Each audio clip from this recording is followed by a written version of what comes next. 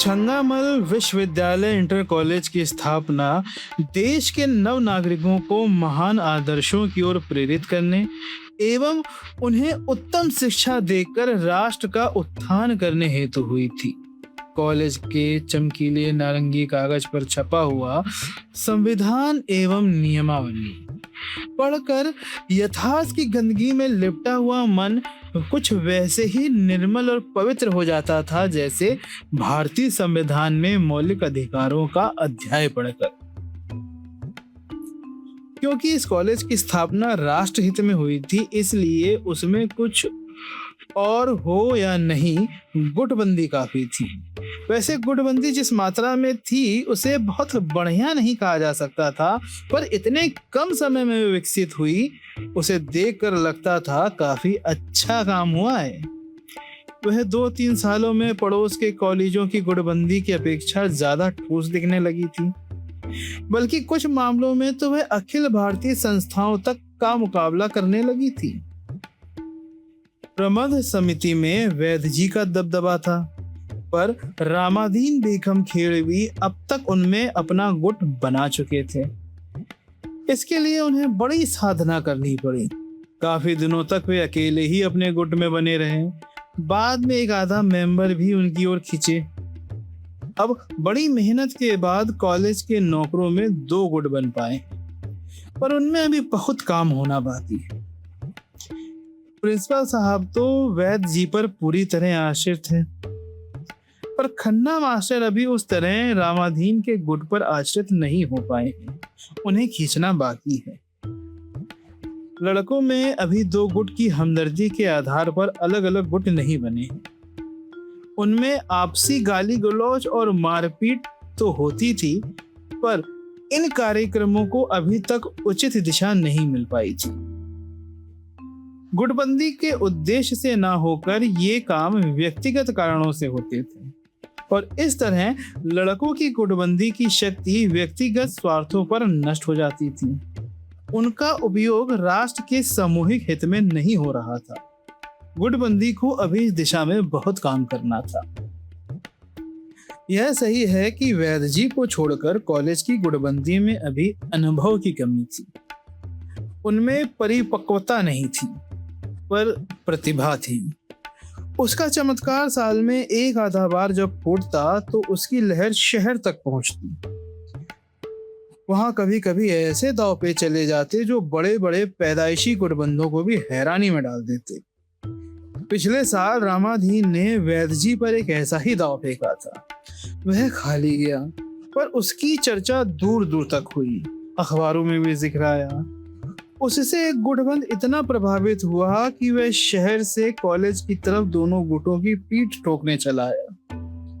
वह एक सीनियर गुटबंद था और अक्सर राजधानी में रहता था। पिछले 40 साल से वह अपने 24 घंटे केवल गुटबंदी के नाम अर्पित किए हुए था। उसकी जिंदगी ही गुटबंदी का चलता फिरता छोत बन गई थी। वह अखिल भारतीय सत्ता का आदमी था और उसके बयान रोज अखबार में पहले पन्ने पे छपते थे, जिनमें देशभक्ति और गुटबंदी का अनोखा संगम होता था। उसके एक बार कॉलेज आ चुकने के बाद लोगों को इत्मीनान हो गया था कि अब वहां कॉलेज भले ही खत्म हो जाए, पर गुटबंदी खत्म नहीं होगी। अब सवाल है कि गुटबंदी क्यों थी? यह पूछना वैसे ही है कि जैसे पानी क्यों बरसता है, सत्य क्यों बोलते हैं, वस्तु क्या है, ईश्वर क्या है। वास्तव में यह एक सामाजिक मनोविज्ञान यानी लगभग दार्शनिक सवाल है। इसका जवाब जानने के लिए दर्शन शास्त्र जानने की जरूरत नहीं। और हाँ, दर्शन शास्त्र जानने के लिए हिंदी का कवि या कहानीकार होने की जरूरत है। सभी जानते हैं हमारे कवि और कहानीकार वास्तव में दार्शनिक हैं, और कविता या कथा साहित्य तो वे सिर्फ यूं ही लिखते हैं। किसी भी सुबुकवादी उपन्यास में पढ़ा जा सकता है कि नायक ने नायिका के जलते हुए होठों पर होठ रखे और कहा, नहीं नहीं निशा, मैं उसे नहीं स्वीकार कर सकता। वह मेरा सत्य नहीं है, वह तुम्हारा सत्य है। निशा का ब्लाउज जिस्म से चुनकर जमीन पर गिर जाता है। वह अस्फुट स्वर में कहती है, निक्कू, क्या यह तुम्हारा सत्य और मेरा सत्य अलग अलग है?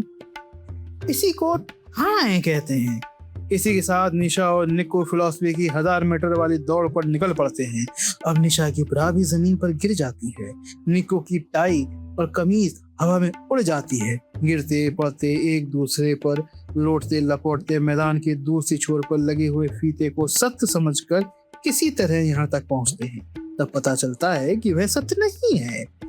फिर संयोग श्रृंगार, जलते हुए होंठ, फिलॉसफी की मार, थोड़ी देर में वे मैदान छोड़कर जंगल में आ जाते हैं और पत्थरों में छिलते हुए कांटों से भिने नंगे बदन झांक झांक कर प्रत्येक झाड़ी में देखते हैं। और इस तरह नंगापन, सुबुक सुबुक, चुम्मा चाटी, व्याख्यान आदि के माहौल में उस खरगोश का पीछा करते हैं जिसका नाम सत्य है। यह फिलॉसफी लगभग सभी महत्वपूर्ण काव्यों और कथाओं में होती है और इसलिए ठीक नहीं है कि उपन्यास के पाठक भी काफी देर से फिलॉसफी के एक लटके का इंतजार कर रहे हों और सोच रहे हों, हिंदी का यह उपन्यासकार इतनी देर से सब तो कह रहा है, फिलॉसफी क्यों नहीं कह रहा है? क्या मामला है? यह फ्रॉड तो नहीं है? यह सही है।